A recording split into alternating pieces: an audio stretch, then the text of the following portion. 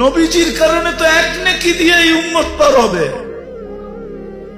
নেকি ছাড়াও পার হবে। কি এক নেকি দিয়ে পার হবে? একজনের এক নেকি থাকবে আর আরেকজনের এক নেকি দরকার হবে।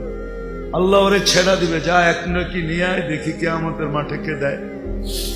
তো সবার কাছ থেকে ঘুরা নৈরাশ হয়ে যখন ফিরবে, তো অপরিচিত একজন ডাকবে, এদিকে যাবে, বলবে চেহারার এই অবস্থা কেন? বইলা কি লাভ হবো, তোমার তো চিনি না। জাগরে চিনি তাদের কাছে বলতে বলতেই তো চেহারার এই অবস্থা। আরে বল না পাগলা, কাজও লাগতে পারে, পচা শামুকও পাও কাটতে পারে, বল। তো জিদের ঠেলায় করবো একটা নেকি লাগবে, একটা নেকি। তাইলে কি? তাইলে আমার জান্নাত। তো যাবে হাত দিবে আর এক নেকি বাড়ি করে বললে যাবো আগেন থেকে, এক নেকির লিগে চেহারার এই অবস্থা, গেলিয়েন থেকে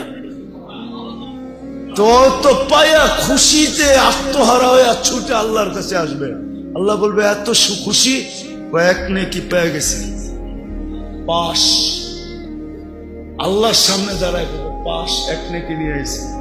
আল্লাহ বলবে এক নেকি কে দিল? তো ভাবছেন কিয়ামতের মাঠে আপনিই আছেন আর কেউ নাই?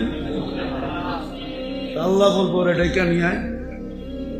ডাইকা আসবো, বলছে আল্লাহ ডাকে, নেকি দিলাম, বিপদেও পড়লাম, এতক্ষণ তো দূরে খারানো ছিলাম, বালাই ছিলাম।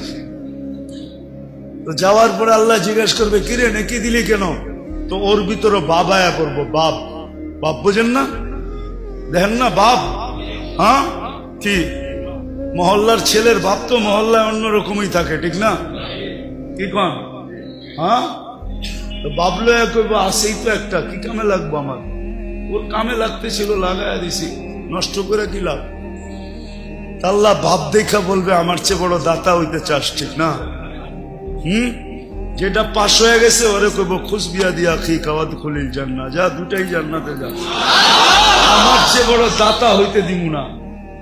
এটা কার কারণে পাইব?